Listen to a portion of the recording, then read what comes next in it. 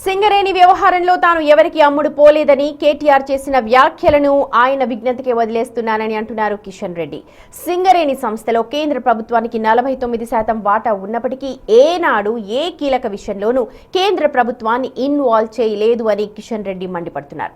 సింగరేణిలో జరుగుతోన్న లోపాలపై తాను స్వయంగా రాష్ట్ర ప్రభుత్వానికి 30కి పైగా ఉత్తరాలు రాసినా ఏనాడు కనీసం సమాధానం కూడా రాలేదంటూ ఆయన ఆవేదన వ్యక్తం చేశారు. ఇక రాజకీయంగా తీవ్ర దుమారం రేపిన నైని కోల్ బ్లాక్ టెండర్లు అంశంపై కూడా కేంద్ర మంత్రి స్పష్టతనిచ్చారు.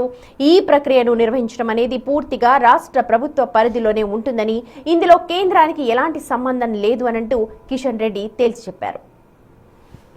టీఆర్ఎస్ మంత్రి ఉన్నప్పుడు 40 ఉత్తరాలు రాసిన ఏ ఉత్తరాన్ని కూడా జవాబు చెప్పిన పాపాను పోలేదు. వాళ్ళు 10 సంవత్సరాలు ఉన్నారు. కేంద్ర ప్రభుత్వాన్ని 49% ఉందని అప్పుడు వాళ్ళకి తెలియలేదు.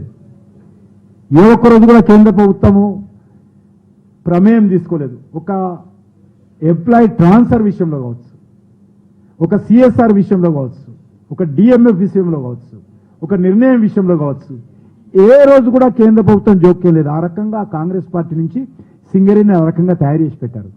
49% కేంద్ర ప్రభుత్వాన్ని ఉన్నప్పటికీ కూడా ఏ విషయంలో కూడా కేంద్ర ప్రభుత్వాన్ని సంప్రదించడము, కేంద్ర ప్రభుత్వం ప్రమేయం ఉండడము, కేంద్ర ప్రభుత్వం నిర్ణయంలో భాగస్వాములు చేయడము గతంలో కాంగ్రెస్ పార్టీ చేయలేదు, 10 సంవత్సరాలు బీఆర్ఎస్ పార్టీ చేయలేదు, ఇప్పుడు వీళ్ళు కూడా చేయడం లేదు.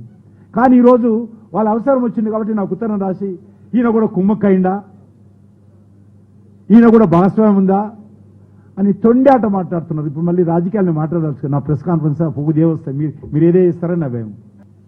సింగరేణి విజిట్ చేసిందా, సింగరేణి సర్టిఫికెట్ ఇవ్వాలని పెట్టారు.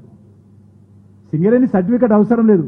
ఏవైతే టెండర్లో పాల్గొంటాడో వాడు సెల్ఫ్ డిక్లరేషన్ ఇస్తే చాలు. సింగరేణి సర్టిఫికెట్ ఇవ్వాల్సిన అవసరం లేదు. ఆవిడ వచ్చిందా